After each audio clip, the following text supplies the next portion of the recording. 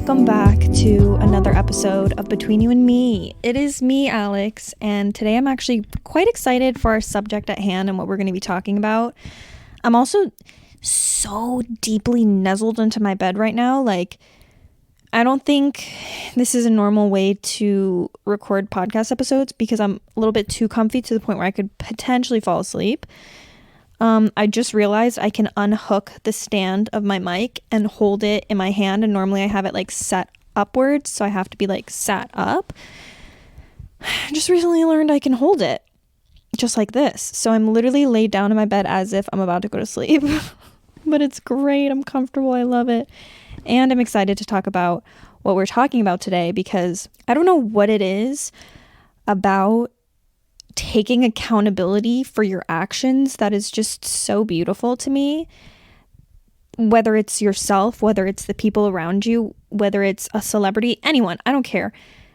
The ability to genuinely put your ego aside and take accountability, be completely aware of where you went wrong, and make the effort to either apologize, change, or acknowledge another person's feelings in that situation has to be one of the most attractive things in the world that anybody could do. And not even attractive oh my gosh, that's so hot. Just an attractive quality in a person to have. I want to be friends with that person, So here we go. We're going to be talking about the question, are you the problem? And I'm going to go through some toxic traits that people can probably have in relationships and friendships and is quite good to be aware of because, hey, sometimes we need an extra perspective to really be aware of what we are doing wrong in certain situations, especially if maybe we haven't had a person tell us this before. And maybe it's the first time you're hearing some kind of negative, constructive criticism towards yourself and you're sitting there and you're like, no, I don't believe that. I don't believe I could be this way or this way or this way. And for the most part, I do think that anything that a genuine human being says to you about your personality, about your character, about something that you said that might have hurt them or anything along those lines, you should take into consideration at least a little bit, at least with a grain of salt. Because me personally, to get a little deep here, I think the meaning of these relationships that we have in our lives, whether it be romantic or platonic, is to give us the ability to grow. And the only way you can do that is if you're open and willing to hearing how you may have went wrong.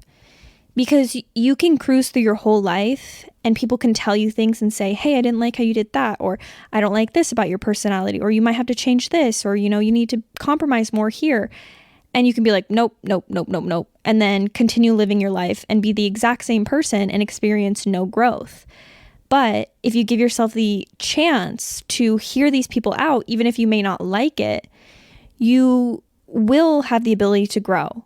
You will have the ability to take a look deeper inside of yourself and say, okay, maybe they're right. Maybe I do have this element of myself that I've never been aware of until now. And it would be a good thing for me to change that. It's almost this idea of being humbled, which, God, there's so many people out there that need to be humbled. But, you need to experience that. You need to experience just a touch of humbleness in your life. And for the most part, I believe that relationships help you in that way.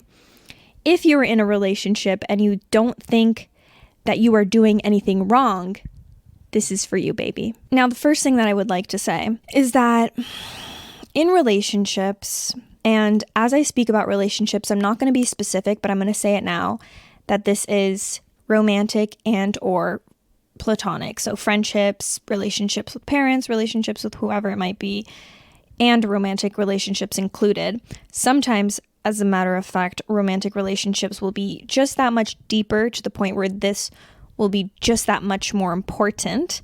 But of course, a very close friend, a best friend, this could all be just as viable information. But in these relationships that you might have with people in your life, everybody has different past experiences. So, even somebody as close as your sibling could have had a different upbringing than you. They could have experienced things differently. especially somebody you might be in a relationship with. They have completely different parents. Their parents raised them differently. They went through many, many different things that you have been through. So we are each bringing in our own individual characteristics based on how we grew up.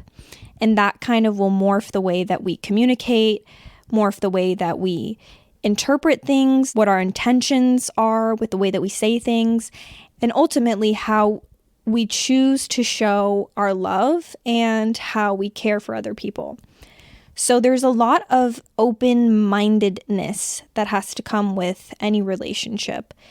And I think that if you are the person who tends to be very harsh on other people and really pinpoint negative points about others and how they treat you, I think there's two forms of reflection that you're going to have to do in this situation. And it's one, are you holding yourself to those same standards? Can you hold yourself to those same standards, right? Are you expecting so much out of this person but not returning the same energy? This is a good question to ask. And two, I can't remember what two was. That's crazy. All right, well, I completely lost my train of thought. But what we're going to start off with here is some very common elements and things that we can unconsciously do in relationships that can be very toxic, and sometimes we don't even realize it. For the most part, we always try our best, right? We always think we are doing the best. And, if you're the type of person that is intentionally doing wrong in a relationship, get the hell out of here. I don't want to talk to you. But if you're the type of person who is ultimately trying to do their best at all times, but then you tend to be getting into a lot of arguments, you tend to have your partner feel unloved, unhappy, and they're trying so hard to tell you things about yourself, but you're just not able to receive it. This is who I'm trying to speak to, okay? We're going to go through some of the things that you may be doing, and I'm going to talk through them in order for you to get a little more aware of what it is. Now, we're going to start with numero uno, which is the one that is just talked about way too much in social media, and it is gaslighting. Now, I've heard so many people misuse this word, so I'm going to say it now. Gaslighting is manipulating someone into doubting their own thoughts, feelings, and reality. Gaslighting can be something so small, like you stubbed your toe. You're crying on the floor. You're like, ow, this fucking hurts so bad. And someone says to you, come on, that doesn't hurt. I know that shit doesn't hurt. You're not in pain. And you're sitting there like, bitch, I am. So like, literally, what are you talking about? Minor version of gaslighting, because realistically you can push them, they'll stub their toe and they'll know how it feels. Just kidding, don't do that. But in the greater scheme of things, if you have hurt a person in your relationship and they come to you and are telling you how you hurt them and what you did exactly that hurt them and how that made them feel, you do not get the opportunity and the ability to tell them, no, I didn't mean it in that way, therefore you shouldn't feel that way. This statement should not be used, because so many times we make mistakes or we do things without the intention of hurting another person, and lo and behold, like I said, everyone's got a different past, everyone interprets things differently, so yeah, this person's offended by that. This person got hurt by whatever you said. So just because your intentions were not mal doesn't mean that you get to tell them that their emotions aren't valid. The right way to do this would be to acknowledge what you did, apologize for it, say, hey, I'm so sorry that it hurt your feelings. I genuinely didn't mean that. And you know what? Next time I'm not going to say it in that way. I'm going to say it like this, because that's not at all what I meant. And I really don't want you to feel like I dislike you or whatever it might be. This is how you approach that situation. Because the worst thing you can do to a person is make them feel like their emotions aren't valid. And depending on how this person grew up, they can either be the type of person that has so many emotions and is very sensitive, and as soon as you tell them that their emotions don't matter, they'll blow up. They'll feel more emotional. They'll feel even more intense emotion, and there goes the argument. The argument rises. Or you'll meet a person that's going to take that and say, oh yeah, they're right. Like, I shouldn't be feeling like this. And then they're going to start to suppress all of the emotions that they should feel comfortable to share with you. So take a look at yourself. Have you been doing this? Sometimes it's even to such a small degree that it can really be easy to look past. It can be super easy to be like, oh, fuck, like I didn't even realize I was doing that. And you notice that, hey, like my boyfriend's been keeping things to himself. Like he hasn't been openly communicating how he feels to me anymore. Maybe it's because I haven't been giving him a safe space or acknowledging his emotions. Maybe I haven't been saying, hey, you're right. It's okay that you feel like that. And I'm very sorry that I made you feel like that, even though it wasn't my intention. Okay, so take a look at how your arguments go, especially with when emotion comes in. Now we have the lack of respect issue here. Lack of respect can come in many different ways. And when I'm talking about these toxic traits, I'm going to completely not interject about things like cheating and infidelity, losing someone's trust in a big way, because these to me personally are deal breakers. So I don't think giving advice on, hey, you cheat on someone, like, how can you, like, make them feel better? Like, no, I don't think giving advice on how to heal that toxic trait is important whatsoever. Because in my personal position, I would no longer be with somebody who did that to me. So we move forward in that case scenario. So things like lack of respect are disregarding other people's boundaries, opinions, and values. Let's say somebody has told you that one of their boundaries is that they don't... Okay, I have a good example. Let's say somebody told you that their boundary is that they need a day or two, 3 times a week to have a day to themselves.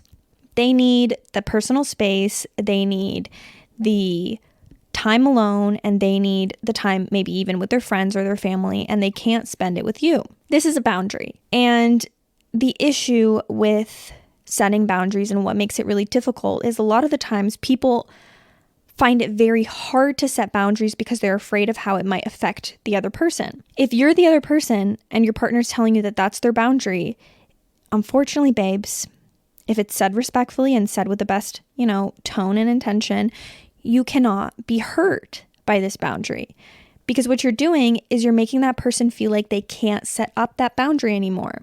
If they say, hey, babe, I've seen you for 2 days. I'm going to go home now and I'm going to spend the next 2 days by myself. Obviously they're not cutting communication off with you, but they're going to go spend some alone time. And you say, honestly, that really hurts my feelings that you don't want to spend time with me. We have a bit of a problem. Because this is a completely fair boundary to have. Somebody wants to spend a couple days by themselves and have the time to recoup by themselves. I'm the type of person that feels like that myself, and so is my boyfriend. So there are times where you need to put your emotion aside and not feel everything purely based on emotions, and also not write a story in your mind that, hey, my boyfriend or my friend doesn't want to spend time with me because they want to spend time alone. No. That is completely fair. That is completely good. Good for them, to be honest, to be able to take that time for themselves. So if you disregard these boundaries and continuously ask to see them, or complain that they don't want to see you, or make it a bigger issue than it really is, this is where we lack a little bit of respect. Sometimes you need to kind of kick yourself in the right direction and say, hey, there is simply nothing wrong with this, and I can't sit here and make this person feel bad about it, because sometimes I need my alone space. So whatever I feel like I need to give myself, I need to respect that another person needs to give it to themselves too. If somebody tells you and cancels on a plan and says, I really need some alone time, don't take it emotionally. This is another boundary that they're setting, and they're saying, hey, like, I just, I don't have it in me. I need to be able to stay home. There you go, babe. This is how we actually respect another person's boundaries and allow them to feel comfortable to create these boundaries. As soon as you start reacting negatively towards someone else's boundary, they're going to be afraid to even set up these boundaries in your relationships. So it's like they will never 100% be totally comfortable and happy because they don't get that space to themselves. And that can go for any boundary. If they don't feel comfortable to set one up, how are they going to feel comfortable in a relationship? These boundaries need to be honored, and they need to be worked around to a certain extent where you feel comfortable accepting it and they feel comfortable setting that boundary up. Same goes for you, obviously, but right now we're talking about ways that you can improve, so don't worry about the other side yet. Okay, ladies, listen up. This next one is controlling behavior. Now, I want a lot of you guys to know the difference between controlling behavior and respect, because men love to throw that one around. So I don't want you guys to think that I'm calling certain things controlling, because I think there's a fine line between asking your partner to do something in a certain way that respects you and then actually controlling them. There's an element of, what would my partner be comfortable with me doing? Okay, let's say your boyfriend's going out to the club every single weekend and you're just not comfortable with it and you're setting up a boundary. This is not controlling. Okay? And if he doesn't want to compromise, then you skedat. You don't need a club rat. Anyways, not the point. But the difference between the two is that there are levels of respect and things that are honoring your relationship and that don't put your relationship at any kind of risk, that your partner may want to do on a day-to-day basis or do once in a while. And for you to completely neglect and put power and control over another person's actions, this is where it becomes very controlling behavior.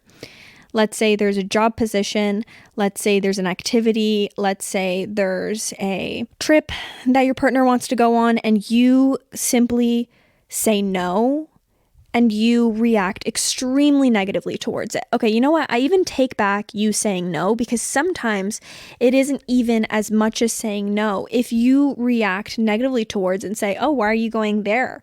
Or why are you going to do that? What's that all about? Blah, blah, blah, blah, blah. Your partner's not dumb. They're going to interpret you saying that as, oh, they don't want me to go. Now, depending on the partner that you have, you're going to get two options. You're going to get someone that rebels against you because they feel like you're controlling them. So they're going to do everything that you dislike. And then you're going to get the partner that shuts down their own freedom just for you to be happy. In both of these scenarios, we don't have a healthy relationship. Once again, these examples that I'm giving you are ones that do not cross the line of respect. Okay, so me saying your boyfriend or friend is going to go and do things that you don't like are things that wouldn't risk your relationship. I'm not saying, hitting the club like my example before. I'm saying, going to the gym every day, or going to go, hang out with their friends and watch a movie every Saturday. If you say that you don't like this simply because you don't want your partner to be doing things outside of the circle of you, this is very controlling behavior. And trust and believe that I have been that girl, which is why I can say this. It is not a good look. It's not a good look to not have confidence in your own individuality. You want your partner to be able to continue in whatever they're doing in their life while simultaneously you continue in whatever you're doing in your life, separate from your relationship. So if your partner wants to do things outside of that and you decide to dictate what they are and aren't able to do, whether or not you say yes or no, just simply based on your reaction to that, your partner is going to feel a type of way about it. Okay, so this is definitely an example of controlling behavior that no matter how small it is, it can really affect a relationship. I find it funny that sometimes us as women love to say men don't know how to communicate, men can't communicate, da da da da. I mean, for the most part, it's borderline pretty true.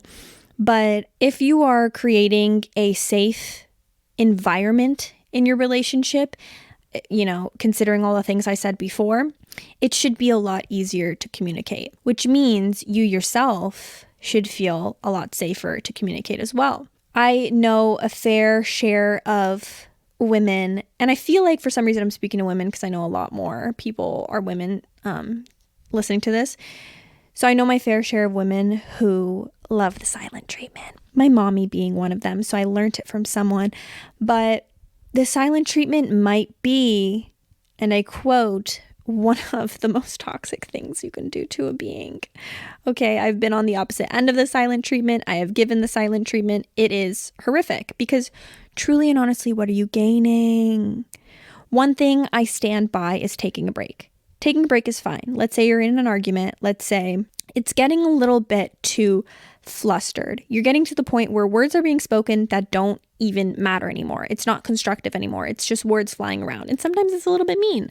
So I highly recommend pressing the stop button, and whoever feels like they have the emotional capacity to say, hey, let's pause, let's take a breather, and let's come back to this in 20 minutes, 30 minutes, 45 minutes, whatever it might be. And let's re-talk about this, argument, however it started. This is a beautiful tactic. I use it myself. It's amazing. I'm going to use it more often, actually, because it's something one of my first therapists ever taught me a long time ago. And it is very valuable. But on the opposite side of this, you simply not allowing a word to come out of your mouth when another person is begging you to communicate is a silent treatment, and it is possibly one of the worst things you can do. You failing to openly and honestly communicate your thoughts, feelings, and needs will not get you anywhere. No matter how difficult it might feel, and a lot of the times as women, sometimes we think something so tiny shouldn't be brought up. If you feel like you can't sleep on it and let it go, communicate it. If you feel like it is something that is bothering you to that extent that it won't just wash away within a night, communicate it. Because for me, I know I've been guilty of bringing up things that just don't matter. Things that in the moment you might have an emotional reaction. You're like, hey, what's this? Or what's that? Or why'd you do this? But then that if you kept that to yourself and slept on it and woke up the next day, you simply would have never brought it up. And you know what? Starts an argument for the most part, because the other party might be like, hey, this is so not deep. Why are you coming at me with an attitude? So yeah, that's one side of it. But if you do truly feel like it is something that needs a constructive talk, communicate it. Don't let the silence fill the room, because silence brings about a lot more anger from the other person and sometimes from you too. I don't know if you guys have ever felt that feeling of when you've ended an argument abruptly, and then you're by yourself and you're doing some random task, and you start imagining if you were still in that argument and pretending, what you would say or what you would have said. And you're literally wasting time in your imaginary little world in your head, figuring out how you would have won that argument. I've literally done that, and it's psychopathic, truly. So get it off your chest, and get it off your chest in the nicest way possible. Kill them with fucking kindness. Please, please just be nice to everyone. But communication is necessary, okay? Another one, emotional manipulation. I'm not proud of it, but I used to guilt trip a lot in my past. I had a issue, actually, where I would make the other person just feel very guilty about random little things that they would do. I don't know, honestly, if I do it now. I haven't gotten any complaints, so maybe I've grown and done better. But using any form of guilt or fear or tactics to manipulate and control the other person's emotion is emotional manipulation. If you think that you react emotionally to something that the other person has done, and I kind of used it in an example before, it's like somebody setting a boundary, and even if you don't say no, you're reacting negatively. And maybe even sometimes, us as girls, we love to just kind of pretend and fake that we're sad, but really we are actually kind of sad, but we make ourselves, okay, maybe this is super niche, but we make ourselves seem fake sad. Let's say in the example of a boyfriend, he's like, I'm going to go home now. And you're like, no, don't go home. What the heck? Don't leave. And then they're like, oh, I feel bad. Okay, I'm going to stay. You're emotionally manipulating them a little bit, okay? Now, this is a minor example, but if you can think of that in a larger aspect of using any kind of guilt to change someone's decision, change somebody's actions, then you're emotionally manipulating. What I recommend instead is to not use emotion to manipulate another person, but rather have an open conversation about something. Just using this minor example, maybe you could say, do you think you could stay for another hour? Is that possible? And if they say no, then you accept it. And if they say yes, you say, woohoo, love that for me. Rather than using your emotions to get a reaction and get a different decision out of someone.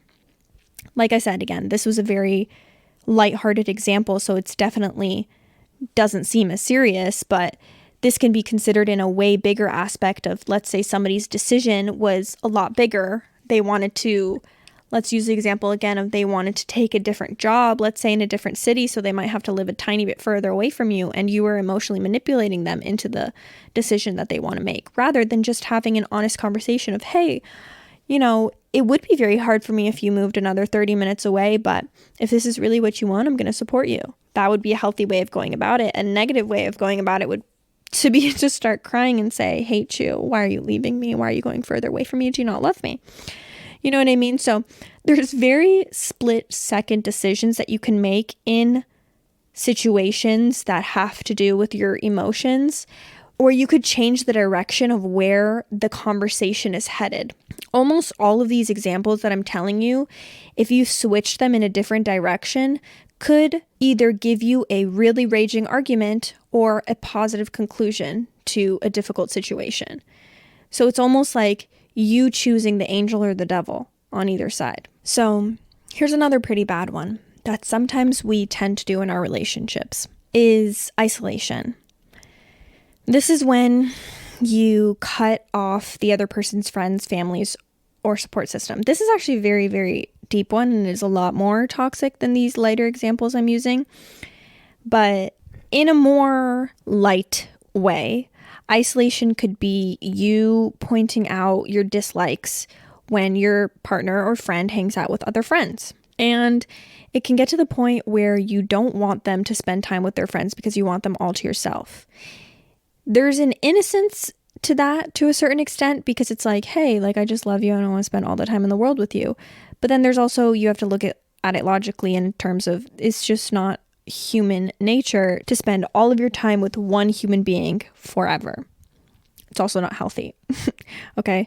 So if your partner is telling you, hey, you make me feel bad when I go spend time with my friends, or you make me feel bad when I'm spending time with my family, then you yourself have to take a step back, because if there's nothing drastically wrong with these friends, yeah, maybe you don't get along with them, maybe they're not your cup of tea, but if there's nothing drastically wrong with them in terms of their values and morals, then you should be supportive of your partner or friend hanging out with these friends. Now, if you didn't like their friends to that high of an extent, that's a different conversation to have.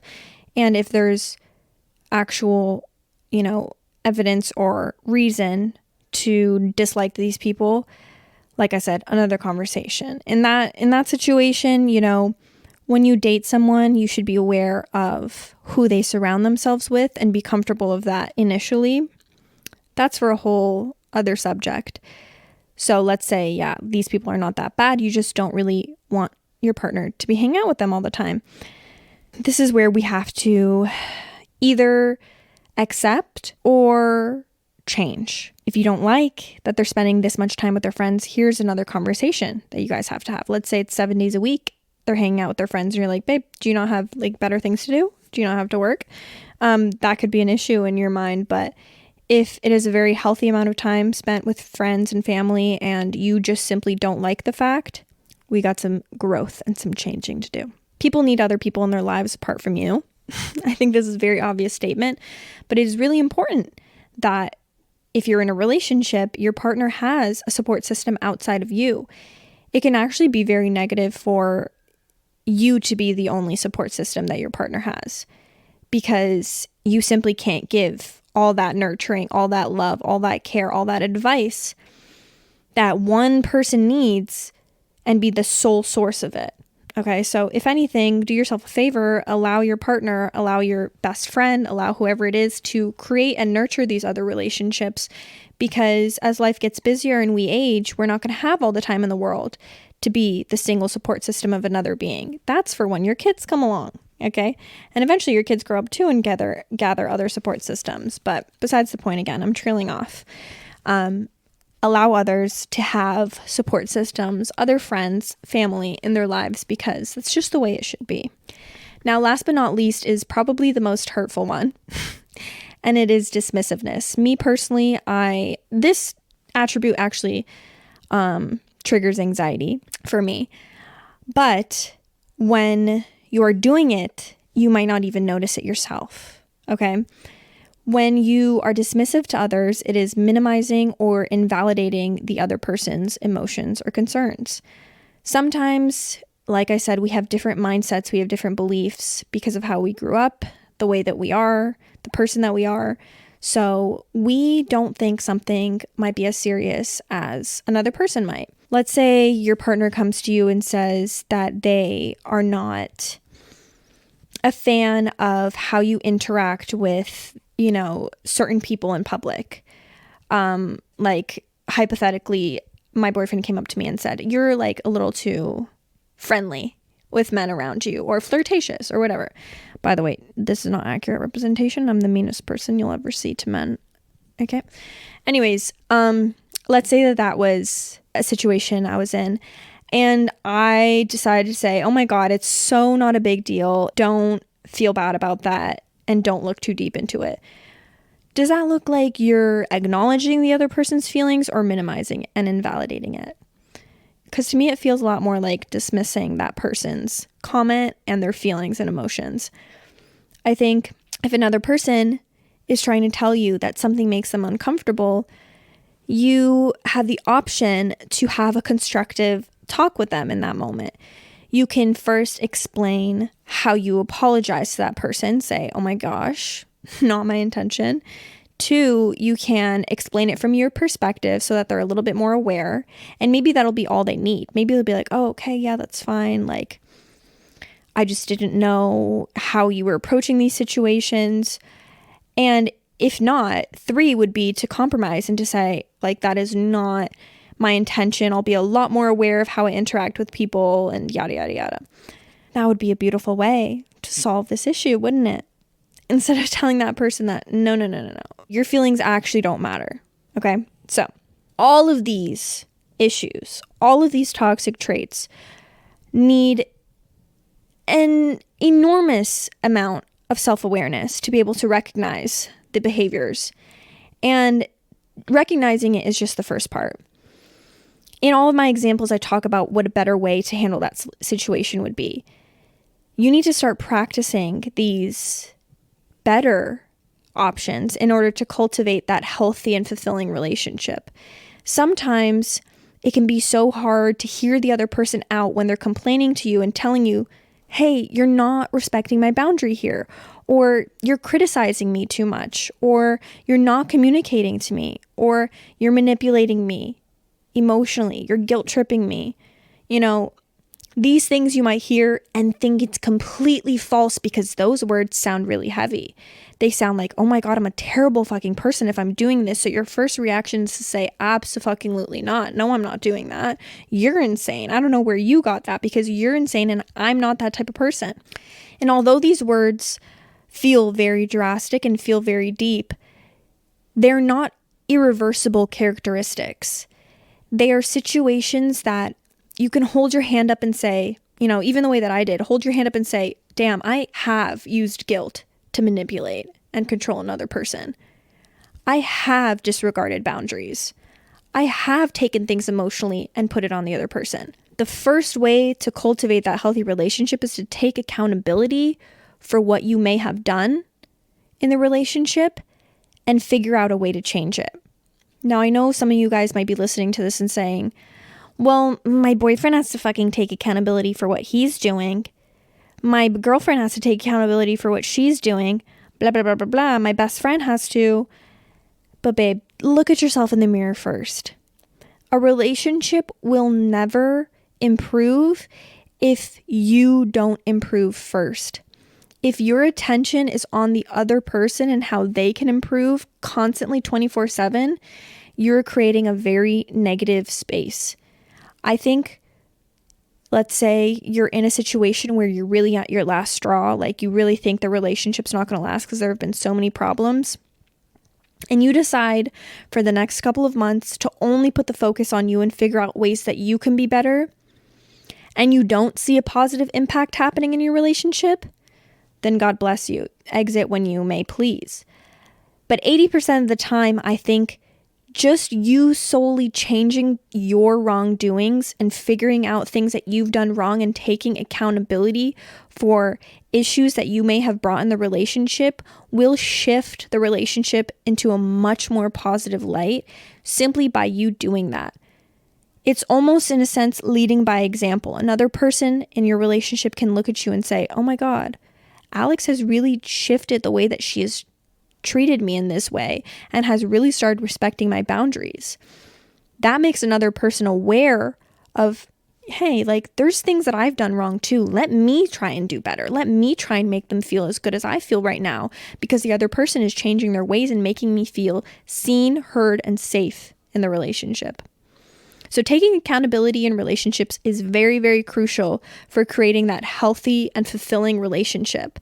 And in order to take accountability, you have to, one, recognize your role, recognize the role that you play in the relationship dynamic, understand your own actions and words and choices and how that can actually impact your relationship and the other person involved. You need to also be very self-reflective. Sometimes it even means taking time when you're just with yourself to reflect on your own behavior and actions. I do this pretty often, and I journal about it, and I consider, how my actions may have contributed to this misunderstanding or this conflict or this challenge that's happened in the last month or couple weeks. And practicing that self-awareness actually allows you to understand your own patterns and also your own triggers. I mentioned that to you guys too. Dismissiveness is such a trigger for me. And it's like, okay, why? Why is it a trigger? You understanding your own issues, and then once you understand it, you're able to communicate it, will only be better for your relationship. If you've done something wrong, a way you can take accountability simply is apologizing sincerely. When you make a person hurt or when you make a mistake, apologizing is taking responsibility for your actions and genuinely saying sorry. Please, God, please avoid making any excuses or shifting the blame when you apologize, because that's not a real apology. I've received so many apologies that are like, I'm sorry, but babe, that's not an apology, okay? You also have to show empathy and express remorse for any pain or inconvenience, even, let's just say, that might have happened. Taking accountability also means listening actively. Other than self-awareness, you also need to be able to listen when the other person is sharing their concerns. Avoid becoming defensive, because defensiveness and your ego is the biggest thing that actually creates these problems and makes the problems continue. Because, of course, you're not completely aware or understanding of what you're doing wrong because you're not actively listening, okay? Open up your ears, but also open up your mind, because just, even though you're paying attention, you might not be absorbing it. You need to truly try and understand the other's perspective and validate their feelings and make them, and almost empathize with them. Put yourself in their shoes. If they were doing that to you, how would you feel? Okay. Obviously, take those corrective actions. You need to be able to learn from these mistakes that you may have made. Once you've acknowledged your role and understand the impact of your actions, you need to obviously take those steps to make amends and to improve. This can be, changing certain behaviors, even seeking support. Sometimes things that trigger us may lead us to anxiety or things that have happened to us in our past. And in order to actually move past it, therapy might be needed or counseling might be needed. So this can really emphasize and bring you closer to working on that personal growth, because relationships, like I mentioned, will allow you to do that if you allow them to. Anyways, yeah. Learning from your mistakes is the end goal here, and embracing that growth mindset and viewing these mistakes as opportunities to learn and grow. A lot of the times, guilt will stop us from taking accountability for our actions because we just don't want to feel that emotion of being aware that we hurt somebody that we love.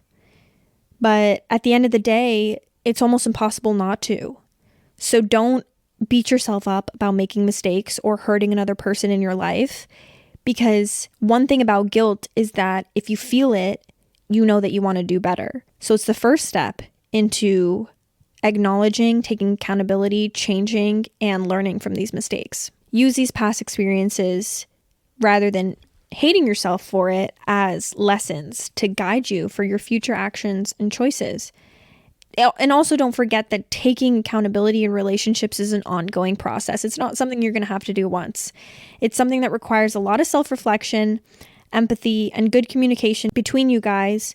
And you'll be actively working on this accountability, especially the healthier that your relationship gets and the more fulfilling your relationship gets. So don't be burdened by noticing that you're doing things wrong. Almost be grateful for it, because that's how you know you're going to make things better.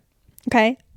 I really like this episode. I enjoyed talking to you guys about this. Hopefully you will take a little piece of advice from this and go on your merry way with some better things and decisions and a little more self-reflection in your relationships. And I hope this helped you a lot. I love you guys so much, and I will talk to you in my next episode. Bye!